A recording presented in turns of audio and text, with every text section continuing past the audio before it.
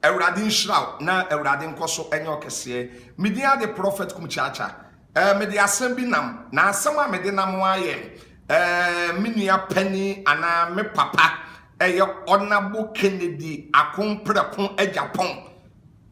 Oye MP.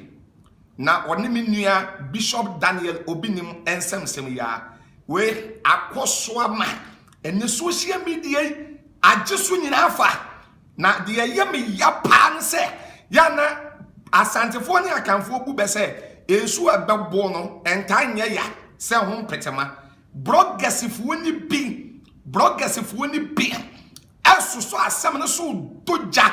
ewo mu a prophet kum chacha eyeme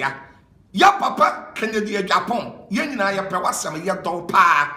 na ade eyeme ya nse ya papa Kennedy Ejapon akasa na obi ni mabekasa no obi ni maye apologize na nipa bi adane wo hu bibia omoye ana onabo emfanche minia mamenka asem nkyerɛw osenkafo etrensu nchichemoduo no waso ni patre ni bie ni asase we so a oye papa awanye bone even ya papa Kennedy Ejapon krasa wo no ewiase obae wonye perfect na de yemi yakese paaye Apia Stadium wo Apia Stadium abrebi bedu ya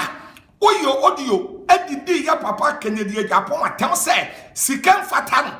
onu sikem fatano na wono no ni sika na yesikafi ebedi natem emenkrofo baamu ebekasai ekatre onabo se onfenchew ama edu ba bi onabo nso ka se Apia Stadium mini wachime de ya chew na enne obi di aba na enne obi nimu di aba na wo wabedi na wo se onabo Kennedy Ejapon enim no de obi nimu asama na chana wo de antoa bebo ni dua kono wo de antoa ebebo ni dua kono hwa Apia Stadium won kasa yie enye sa na nipa kasa eti se wo de comment ba ese comment na wo nipa bi a wo de ba no se nipa bi eni wiase aboni ni na ho nipa bi amfom so wo de ho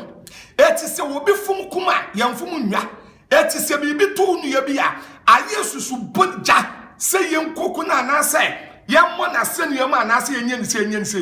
eti na odifu kum chacha mijina fidie kase we so esre me papa Akomprekun Kennedy Ejapon hwa mi bu nkotodwe anapo mesraw mi di Kristo din pachaw prophet kum chacha mesraw anapo mesraw osoro ene won kasa nyankopon ene won kasa Christ Jesus no kasa won no kasa ade bi a menua obi nim Daniel obi nim aye no onabo ye nyina ye do wo ye fans fa cha ne gya ye chledi na se sabe nipa wo enchanchen ene wo de won comment elban utie bia no a onabo yesrew fa che na wo de cha menim se onyame so be hira onabo eye wo a wo ba wo fa ase unua wo di fu kum chacha ana me na wo kasa menim se wo de be che ama won kono so akasa medase se wo de ya che e wo Yesu Kristo di mo amen.